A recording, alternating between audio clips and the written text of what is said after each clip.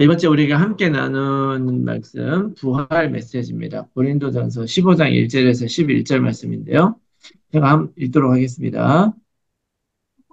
형제들아, 내가 너희에게 전한 복음을 너희에게 알게 하노니, 이는 너희가 받은 것이요, 또 그 가운데 선 것이라. 너희가 만일 내가 전한 그 말을 굳게 지키고 헛되이 믿지 아니하였으면, 그로 말미암아 구원을 받으리라. 내가 받은 것을 먼저 너희에게 전하였노니, 이는 성경대로 그리스도께서 우리들을 위하여 죽으시고, 장사 지낸 바 되셨다가 성경대로 사흘 만에 다시 살아나사 게바에게 보이시고 후에 12 제자에게와 그 후에 500의 형제에게 일시에 보이셨나니 그 중에 지금까지 대다수는 살아있고 어떤 사람은 잠들었으며 그 후에 야고보에게 보이셨으며 그 후에 모든 사도에게와 맨 나중에 만삭되지 못한 자 같은 내게도 보이셨느니라. 나는 사도 중에 가장 작은 자라. 나는 하나님의 교회를 박해하였으므로 사도라 칭함받기를 감당하지 못할 자니라. 그러나 내가 나된 것은 하나님의 은혜로 된 것이니 내게 주신 그의 은혜가 헛되지 아니하여 내가 모든 사도보다 더 많이 수고하였으나 내가 한 것이 아니요 오직 나와 함께 하신 하나님의 은혜로라. 그러므로 나나 그들이나 이같이 전파하며 너희도 이같이 믿었느니라. 아멘. 네. 네, 이번 주 메시지는 부활 메시지인데요.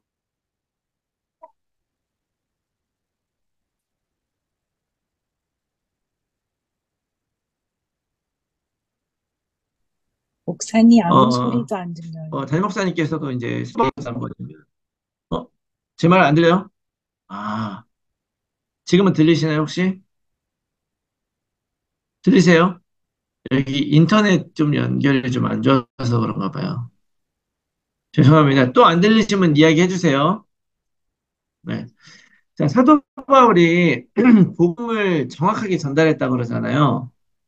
어, 예수님이 그리스도이신 것을 구약 성경을 바탕으로 잘 전달을 했기 때문에 특별한 사람이다. 네, 담임 목사님도 그렇게 많이 말씀하시는데, 혹시 그런 생각 해보셨어요?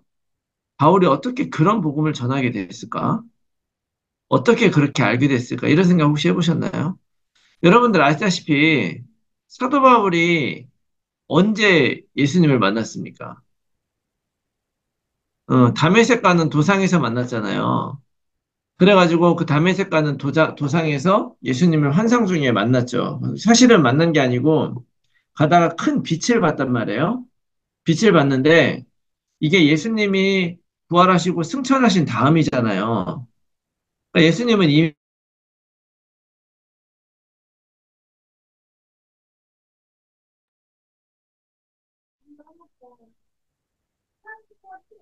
계시지 않을 때죠. 그리고 예수님을 지금 들리세요? 지금 혹시 제 말 또, 들리셨나요? 또 안 들렸었어요. 그렇죠? 어디까지 들리셨죠? 담에색 도상에서 만났다. 그리고 그렇죠. 빛이 비쳤다. 거기까지. 네. 빛이 딱 비쳤는데 그때 눈이 멀었잖아요. 눈이 멀었는데 도대체 누구냐 이렇게 물어보니까 나는 내가 핍박하는 예수다. 그러면서 너는 성에 들어가라. 그럼 네가 앞으로 뭐 할지 알다. 이랬거든요. 그래가지고 성에 들어간 거예요. 그냥 그때 예수님한테 뭘 배운 건 아니겠죠. 그리고 난 성에 들어갔는데 아나니아라고 하는 제자에게 하나님이 나타나셔서 이제 가서 안수하라 그랬죠. 그래서 이제 아나니아가 안수하고 이제 예수님이 이렇게 말씀하신 그 내용을 전했죠. 너는 이방인과 왕들을 위해 세운 나의 종이다. 그래서 그 말을 듣고 그때 바울이 세례를 받습니다. 그러니까 그때 이제 처음 세례를 받은 거예요. 그리고 나서 이제 막 너무 이제 자기가 그걸 이제 깨닫고 이제 예수님이 진짜 우리가 그냥 예수님 그냥 인간이고 그리스도 아니라고 그랬는데 그분이 그리스도셨구나. 이것까지 이제 깨닫게 됐잖아요. 그랬는데 이제 사람들이 그걸 안 믿죠. 당연히. 얼마 전까지만 해도 주기로 왔던 사람인데. 그래가지고 그 이후에 어떤 일이 일어나냐면요. 어, 그 아라비아 지하방에서 한 3년 동안을 그냥 머물게 돼요.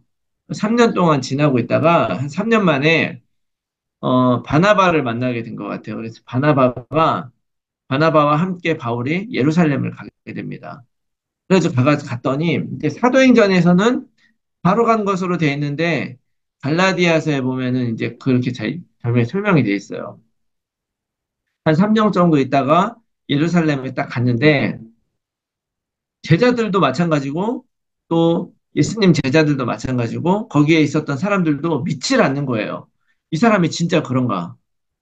그래가지고 이제 제자들도 안 믿으니까 이제 바나바가 옆에서 그걸 막 중재를 해줘요. 이 길 가는 중에 이렇게 만나서 예수님 만났다. 그리고 이제 진짜 회심했다. 그래가지고 이제 그 사도들이 그 예수님의 제자들이 그래서 이제 좀 마음을 열고 이제 교제를 하죠. 그러나 유대인들은 어떤 사람이냐면 자기들 죽이려고 했었던 사람이니까 이 바울을 죽이려고 그래요. 그래서 할 수 없이 사도 바울을 이제 몰래 이제 도망가게 만들어요. 그래서 그 길리기아 다소라 그래서 원래 사도 바울이 태어났던 고향이거든요. 거기에 가라 그래요. 그래가지고 그 고향에 가서 10년 동안 있습니다. 10년. 10년을 지내요. 그 10년을 지낸 후에 그 다음에 바나바가 안디옥 교회로 가게 됐을 때 그때 바울을 불러요.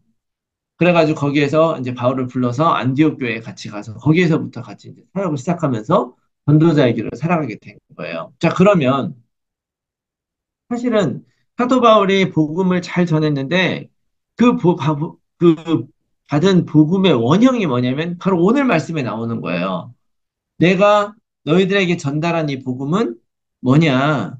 내가 먼저 받은 것을 너에게 전했는데 그것이 바로 뭐냐면 오늘 3절 말씀에 보면은 성경대로 그리스도께서 우리 죄를 위하여 죽으셨다.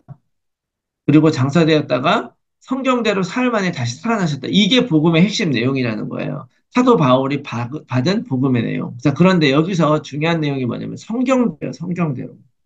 그냥 죽고 그냥 부활했다는 내용은 기적이고 특별한 일일 수는 있지만 사도 바울이 이제 예수님을 이제 알게 되고 믿게 되고 그랬는데 제자들과 교제하는 중에 제자들이 사도 바울에게 예수님이 우리 죄를 위해서 죽으셨다. 그리고 그리스도가 되셨다. 그리고 부활하셨다라고 얘기를 해줬잖아요.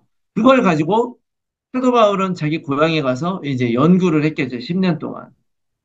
근데 사도 바울이 누구였냐면 여러분들 그 사도행전 22장의 말씀을 보면은 자신의 출신에 대해서 얘기를 해요. 자기는 가말리엘의 문화생이고 베냐민 집하고 아주 유대인 중에 유대인이다. 막 이런 얘기하죠.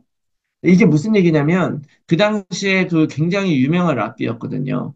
굉장히 중요한 그 시대적인 랍비 밑에서 공부했었던 사람이니까 담임 목사님 말씀대로 구약에 통달한 사람이었다고 말할 수 있었죠. 그런데 그때까지 구약을 잘 알고 있지만 그게 예수님을 생각 안 하다가 나중에 가서 자기가 딱 해보니까 구약에 수없이 많이 예언되어 있었던 그런 내용들은 결국 무엇을 향하고 있냐면 하나님의 아들, 그 아들을 얘기를 하고 있는 거예요.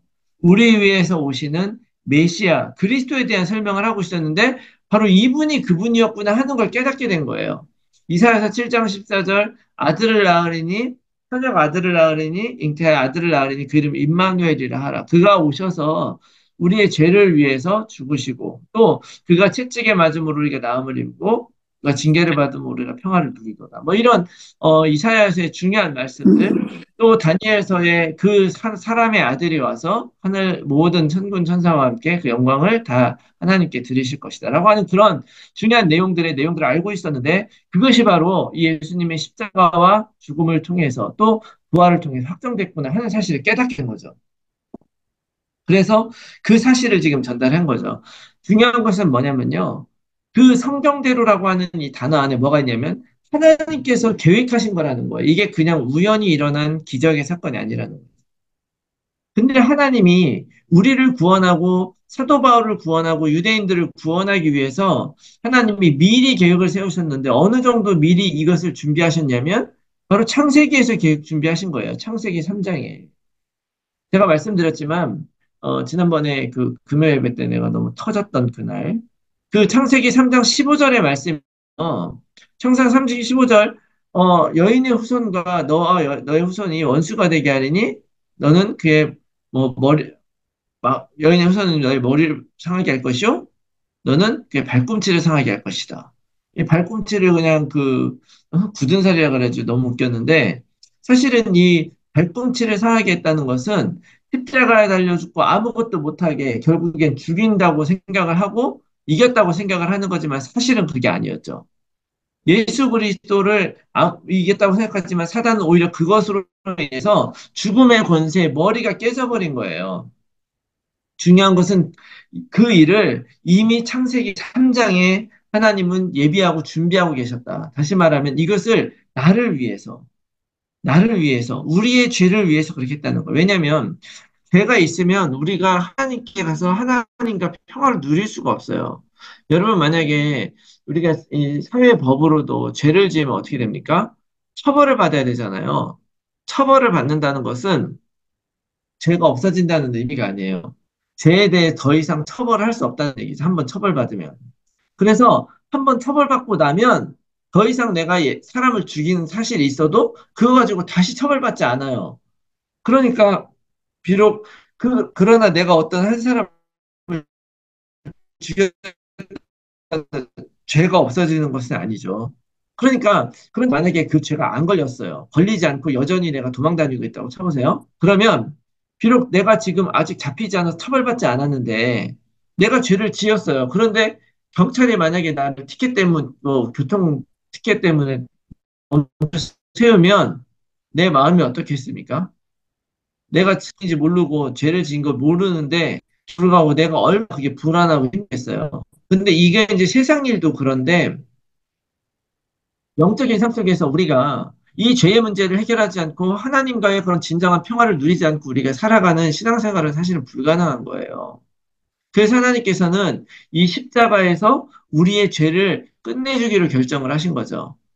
우리가 사실은 죄에 대한 대가를 지불하지 않아도 내가 그 예수님이 십자가에 죽으실 때 나도 거기에 함께 죽었습니다라고 고백하기만 하면 그러면 하나님께서 더 이상 우리의 죄를 더 이상 클레임하지 않겠다는 말씀을 하신 거예요. 이게 너무나 놀라운 사랑인 거죠. 그래서 그 십자가에 우리가 다 죽는 거예요. 거기에 죽는 나는 내가 예수님을 딱 만났을 순간에 예수님을 그리스도로 고백하는 순간에 십자가에 내가 죽는데 그 죽은 나는 어떤 사람이냐? 상처가 있는 내가 거기 죽는 거죠.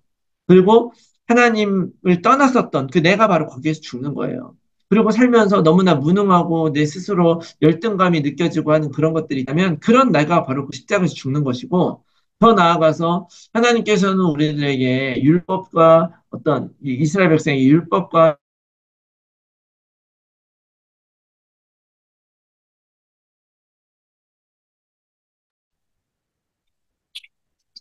목사님 또 멈췄어요.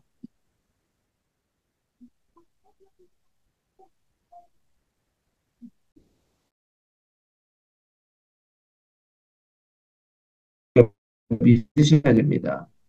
그래서 이것이 되게 놀라운 하나님이 우리에게 주신 선물이다. 다시 한번 말씀드리면 우리가 내가 예수님과 함께 죽었다고 했을 때 나의 모든 과거에 하나님을 떠났었던 모든 것들이 거기서 끝났다는 걸 믿으시기 바랍니다. 그래서 히브리서 10장 16절에서 17절 말씀에 보면 이런 말씀을 줘요. 우리가 그제 아침 예배에 우리가 봤던 말씀인데요. 주께서 이르시되 그날 후로는 그들과 맺을 언약이 이것이라 하시고 내 법을 그들의 마음에 두고 그들의 생각에 기록하리라 하신 후에 또 그들의 죄와 그들의 불법을 내가 다시 기억하지 아니하리라 하셨으니 이렇게 말씀. 이것이 이제 율법의 그 언약의 새로운 내용이죠. 구약의 언약에서는 너희가 내 말에 순종하고 내 명령을 따르면 내가 너의 하나님이 되고 넌 내 백성이 되겠다 했어요. 근데 이스라엘 백성들이 결국에는 그럼에도 불구하고 실패했잖아요. 그래서 새로운 언약을 준 거예요. 이제는 뭐 어떤 언약이냐면 그것을 내 법을 내 마음에 두고 생각에 기록하래요. 이건 무엇을 의미하는 것입니까? 믿음이라고 하는 거예요. 예수님이 나를 위해 십자가 죽으셨을 때 나도 거기에 죽었습니다라고 믿는 그 사람. 그 믿음을 내 마음속에 확실하게 가지고 있는 사람들에게는 하나님께서 뭐라고 하신 거냐면 그들의 죄와 그들의 불법을 내가 다시 기억하지 아니하리. 죄와 불법이 없어진 건 아니죠. 여전히 우리들은 그런 죄인일 수 있지만 그것을 더 이상 하나님께서는 돌아보지 않고 과거에 네가 어땠던지 상관없이 이제 네가 이 그리스도와 함께 새롭게 살아가는 것을 내가 믿겠다는 거예요. 그래서 오늘 말씀에도 보면 구절 말씀에 사도 바울이 그런 얘기예요. 나는 사도 중에 가장 작다. 나는 하나님의 교회를 박해했었던 사람이고 그렇기 때문에 사도라 칭함받기에도 사실은 감당하지 못할 자다. 그렇죠. 이스라엘 사람들의 입장에서, 특별히 기독교인들의 입장에서 봤을 때는 저 사도 바울이 하나님의 종이 되고 그리스도의 제자가 된다는 걸 믿을 수가 없는 거예요. 어떻게 예수님 믿던 사람들 다 죽이던 사람들을, 그리고 초대교회 제일 중요했던 그 중직자가 누굽니까? 스테반이잖아요. 스테반 돌로 맞아서 죽이는데 앞장섰던 사람이 바로 이 사도 바울이란 말이에요. 그러면 이 사람이 도대체 하나님 앞에 어떻게 쓰임 받을 수 있냐? 그런데 이 십자가의 능력은 그런 사도 바울조차도 과거의 모든 것들 상관없이 내가 그 그리스도를 정말 믿고 그리스도와 함께 부활한 사람이라면 쓰시겠다는 그런 말. 우리가 그래서 이 예수님 때문에 우리의 인생이 완전히 새롭게 됐다는 걸 믿으시기 바랍니다. 그래서 우리는 예수님과 함께 부활했고 예수님과 함께 다시 살아온 삶을 산 거예요. 이 부활은 우리에게 새로운 생명의 시작인 것이죠. 이전과는 다르게 사는 것입니다. 우리가 예수님을 믿는 그런 분명히 우리 삶의 중간에 어떤 중요한 포인트가 있었죠.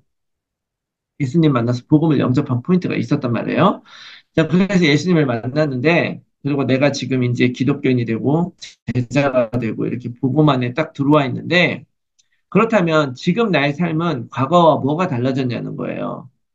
뭐, 교회만 가는 삶이냐, 그것이 아니라, 과거의 나의 삶은 어떻게 보면 방향과 목적이 없는 삶이었다고 말할 수가 있죠. 내 인생에 가이드가 없는 삶이었지만, 이제 내가 부활한 예수 그리스도와 함께 부활한 삶을 살고 새로운 피조물로 사는 삶은 이제부터는 과거에 내가 원하던 대로 사는 삶이 아니라 하나님의 뜻을 따라 사는 삶이다. 라고 하는 것을 여러분 기억하시기 바랍니다. 그래서 그 부활한 우리들에게 예수님이 메시지를 주셨다는 거예요. 사람이 만약에 여러분들 정말 죽을 뻔했는데 어떤 사람이 내 죽음에서부터 나를 구해줬단 말이에요. 그렇다면은 여러분 그 사람에게 어떤 보상을 할 수 있겠습니까? 뭐라도 하겠죠, 뭐라도. 안 그랬으면 죽는 건데.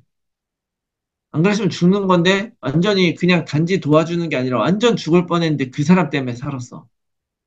그러면 뭐라도 하는 거예요. 그런데 하나님께서 우리의 정말 영적으로 죽을 수밖에 없는 우리들을 구원해 주시고 나서 우리들에게 바라는 게 많지 않아요. 한 가지 있는 거, 한 가지. 담임 목사님은 늘 부활 메시지 네 개라 그러시잖아요. 근데 저는 네 개라고 동의 안 합니다. 네 개가 아니라 네 개가 하나의 메시지인 거예요. 왜냐하면 그냥 하나의 부활하신 후에 예수님의 메시지는 한 가지예요. 그리고 그게 다 연결되어 있는 건데 마태, 마가, 누가, 요한 이렇게 써 있다 보니까 네 개가 된 거죠. 근데 네 개로 받아들이면 네 개 중에 한 개, 두 개만 지킨다고 생각할 수 있지만 사실은 하나로 다 연결되는 것입니다. 뭐냐면 너희들이 정말 이 예수님을 통해서 진짜 구원받아 하나님의 자녀가 됐으면 이제부터 복음 전파하는 삶을 살라는 거예요. 그 복음대로 살고 복음을 전파하는 거죠. 그리고 내가 그렇게 살고 나만 그렇게 사는 게 아니라 이런 삶이 지속적으로 이어질 수 있도록 제자를 삼으라는 거죠. 이 제자를 삼으라는 것 안에는 그냥 단지 어, 뭐 제자라고 한다면 예를 들어 내가 막 진짜 아무도 못하는 음식을 만든단 말이에요. 그 음식을 막 변수할 수 있죠, 제자에게. 저는, 예수님의 제자, 그러니까 우리가 제자 삼으라고 하는 말은 그런 차원이 아니라고 생각해요. 뭐 특별히 너는 내 제자다 이런 것이 아니라, 나도 평생을 살면서 이 복음을 누리고 전파하며 살 거 아니에요? 그러면 나를 통해서 우리의 자녀들 뿐만 아니라 앞으로 내가 만나는 그 사람들도 우리들의 후대들이 특별히 후배들도 평생을 복음 전파하며 하나님을 위해 살아가는 사람으로 만들 수 있도록 내가 선한 영향력을 끼치고 그들을 상처를 치유해주고 또 증인이 되는 거죠. 그러면 그들 또한 또 증인이 될 거예요. 그래서 사도 바울이 디모데에게도 말하잖아. 너희는 이 말씀을 전파하라. 그러면 그들이 또한 이 복음을 전하게 될 것이다. 이런 말씀을 했단 말이죠. 그래서 예수님은 우리들에게 많은 것들을 원하는 것이 아니라 이제부터는 내가 원하는 대로 살지 말고 하나님께서 우리를 원래부터 만드신 대로 그리스도의 제자로 복음을 전파하고 또 누리면서 치유하고 증인되는 삶을 살아라. 이것이 하나님이 우리들에게 원하는 삶인 줄 믿습니다. 그래서 이거를 자칫 잘못 생각을 하면, 아, 내가 이제부터, 이전에는 그냥 막 세상에 그냥 방식대로 살았는데, 이제는 거룩하고, 교회에 소속된 사람으로, 뭐 이렇게 살으라는 의미처럼 들리지만, 그렇지가 않아요. 이거는 다른 의미가 있습니다. 그래서, 이번 주 메시지를 붙잡고 우리 좀 먼저 묵상했으면 하는 중요한 포인트 첫 번째는 뭐냐면, 첫 번째로 우리가 중요한 게 과거에 붙잡히지 말아야 돼요. 과거에. 하나님께서 예수 그리스도 통해서 우리의 모든 죄를 사해 주셨기 때문에 이제 과거는 뭐 다 괜찮아. 뻔뻔하라는 얘기가 아니에요. 과거에 속한 것들이 많이 있어. 뭐가 있느냐? 과거에 내가 가지고 있었던 기준들이 있죠. 내가 그때 복음을 몰랐기 때문에 복음 모르는 사람들은요, 기본적으로 굉장히 율법적으로 살 수밖에 없어요. 왜냐하면 기준이 세상의 도덕이고 세상에 바라보는 눈이기 때문에. 그런데 그런 것들 우리는 그런 기준으로 보면 안 되죠. 이제 새로운 기준입니다. 하나님께서 우리에게 주신 기준. 또 내가 가지고 있는 자격이나 능력이나 조건이나 계획이나 이런 것들, 사실은 그것이 계속 우리들의 발을 잡고 있을 수도 있어요. 그런데 우리는 하나님 안에서 완전히 새롭게 된 피조물이라는 걸 꼭 기억하시기 바랍니다. 그래서 예수님의 십자가에 죽을 때 나의 또 죽었다고 믿는 사람은요, 나의 모든 것들이 거기에서 끝나는 거예요. 그리고 예수 그리스도와 함께 다시 시작하는 것입니다. 부활한 예수님과 함께 다시 시작하는 거예요. 그래서 이 십자가는 모든 것을 새롭게 하는 리세팅 파워다. 여러분 이거 꼭 기억하세요. 그래서 하나님은 리셋하는 거예요. 리셋하고 나면 과거에 아무리 잘못 고장났던 거라도 다시 원래대로, 원래 팩토리 디폴트로 다 바뀐단 말이에요. 우리들도 하나님 원래 만드신 그대로 새롭게 시작할 수 있게 하는 거기 때문에 내가 과거에 어땠든지 이런 게 상관없고 그렇다고 뻔뻔하다 안 되지만 그런 것들이 붙잡히지 말라는 거죠. 지금 내가 하나님께서 원하신 대로 살아라. 그리고 두 번째 좀 깊이 묵상했으면 하는 것은 부활의 삶을 살라는 거예요. 부활의 삶. 부활의 삶은 이전과 달라야 되는 거죠. 문제는 거듭남을 경험하기가 쉽지가 않아요. 인생이 거듭났다. 왜냐하면 내가 잘못한 것이 없는 것 같기 때문에 그래요. 어떻게 보면. 그냥 뭐 성경적으로, 원리적으로 보면 우리 하나님 떠났던 죄인이다 하지만 저는 이제 원래 태어나면서부터 모태신앙이었거든요. 그럼 어려서부터 교회 다녔는데 내가 뭘 또 거듭나냐. 여기서 거듭나면 다시 뭐 불신자되라는 얘기냐. 이럴 수도 있는 거 아니에요? 그런데 저도 솔직히 제 인생을 놓고 봤을 때, 제가 오늘 아침 새벽 예배 때도 말씀드렸지만, 진짜 그 말씀이 내 안에 들어와서 내가 진짜 거듭났다고 했었던 것은 미국에 와서였어요. 진짜 우리는 잘못한 거 없는 것 같지만, 우리는 사실은 새롭게 태어나야 됩니다. 내 가치관과 모든 것들을 통해서. 그래서 내가 내 뜻대로 살고 나의 능력으로 살던 나는 죽고 부활하며 예수 그리스도와 함께 살아가는 거예요. 그래서 부활 삶은요, 원래 인간의 삶이라는 걸 기억하시기 바랍니다. 원래 인간의 삶은 뭐예요? 하나님의 형상대로 창조돼서 영으로 하나님과 교제하며 하나님과 함께 살아가는 그런 삶인 거죠. 그래서 그런 에덴의 삶을 사는 거예요. 자, 그런데 이 말씀을 주신 이유가 뭐냐면, 여러분, 우리가 지금 로마서 15장 봤잖아요. 그동안에 사도 바울이 이런 얘기를 하는 이유가 뭐겠어요? 14장에서 무슨 얘기했습니까? 너희 은사를 사모하되 특별히 예언한 은사를 사모해서 사람들을 살리라는 거잖아요. 그리고 그 전에 13장은 무슨 얘기했어요? 사랑하라 그랬잖아요. 아무리 뭘 한다 그래도 사랑이 없으면 울리는 꽹과리나 마찬가지다. 그리고 그 전에 12장에서 또 무슨 얘기했습니까? 은사를 가지고 이 사람 저 사람 막 판단하지 말아라. 하나님 성령이 주시는 그런 은사들은 우리가 하나로 유익하게 하려는 것이다. 그 앞에 8장부터 11장까지는 또 무슨 얘기했습니까? 우상의 재물 먹는 문제에 대해서 얘기했잖아요. 너희들이 지금 뭘 먹어서 더러워지냐, 너는 안 먹었냐, 너는 뭐 의롭냐, 이런 얘기 하는 것이 아니라 우리는 다 하나님의 영광을 위해서 해야 된다. 먹든지 마시든지 상관없이 다 하나님의 영광을 위해서 해라. 그리고 그 앞에 쭉 가면은 계속 이제 그런 이야기들, 고린도 교회의 그런 문제들을 얘기를 하면서 사도 바울이 얘기를 하고 오늘 이 얘기를 하는 거예요. 이게 무슨 얘기입니까? 모든 것들, 우리가 그 모든 세상적이고 육신적인 걸 뛰어넘어서 사랑으로 정말 공동체를 위해서 하나님을 위해 살 수 있는 정말 유일한 키는 바로 뭐냐면 그 예수 그리스도의 십자가, 그것으로 우리 인생이 새롭게 되고 그 부활의 능력을 입어서 살아가는 것이라는 이야기를 하는 것입니다. 그래서 오늘 이 말씀을 우리에게 주신 것이라고 믿습니다. 그래서 여러분 오늘 이 말씀 딱 붙잡고 사도 바울이 했었던 그 고백을 여러분 좀 기억하시기 바래요. 갈라디아서 2장 20절 말씀 보면 내가 그리스도와 함께 십자가에 못 박혔나니 그런즉 이제는 내가 사는 것이 아니요 오직 내 안에 그리스도께서 사시는 것이라. 이제 내가 육체 가운데 사는 것은 나를 사랑하사 나를 위하여 자기 자신을 버리신 하나님의 아들을 믿는 믿음 안에서 사는 것이다. 여러분 십자가 없이 우리가 내 자신을 고치면서 복음대로 살기가 쉽지 않아요. 그런데 교회마다 앞에다 십자가를 달아놓은 이유가 뭐냐면요. 우리들은 항상 넘어지고 항상 실패할 수 있지만 예수님은 그럼에도 불구하고 그때 거기에서 다시 내가 십자가에 내 과거를 못 받고 다시 예수 그리스도와 함께 새롭게 시작하라는 의미에서 이렇게 되신 것입니다. 그래서 여러분들 정말로 이 부활 메시지 다시 말하면 우리 인생의 방향과 이유를 알려주는 거예요. 사실은 이거 없을 때 우리가 과거에는 어떻게 살았습니까? 우리 인생을 가이드해주는 가이던스가 세상의 것들 뿐이었고 나의 욕심이나 나의 계획일 뿐이었어요. 그러나 바로 이 십자가와 부활을 통해서 하나님은 우리들의 인생의 근본을 바꿔주신 거예요. 나를 완전히 새롭게 리셋해 주시고 이제 부활한 우리는 무엇을 따라 살아가는 것입니까? 하나님께 주신 그 사명 따라서 살아가는 것이죠. 아까 말한 대로 복음을 전하면서 또 제자를 키우면서 치유하면서 증인이 되는 이런 삶은 내가 다른 걸 버리고 교회적인 삶을 살라는 것이 아니라 바로 내가 살아가는 삶의 모든 방향과 이유가 바로 이것이 돼야 된다는 거죠. 여러분들이 돈 벌고 성공하고 하는 모든 것들이 바로 이 안에 있는 것이다. 이것을 위해서 여러분들이 살아가게 될 때 우리들의 모든 삶은 가장 의미 있는 과정이 될 것이라고 믿습니다. 여러분들 하나님 앞에 서는 그날까지 이 부활의 증인으로 새롭게 우리에게 주신 하나님의 말씀을 따라서 내 자신을 뛰어넘어서 승리하며 살아가는 여러분들이 다 되시기를 예수 그리스도의 이름으로 축원합니다. 아멘.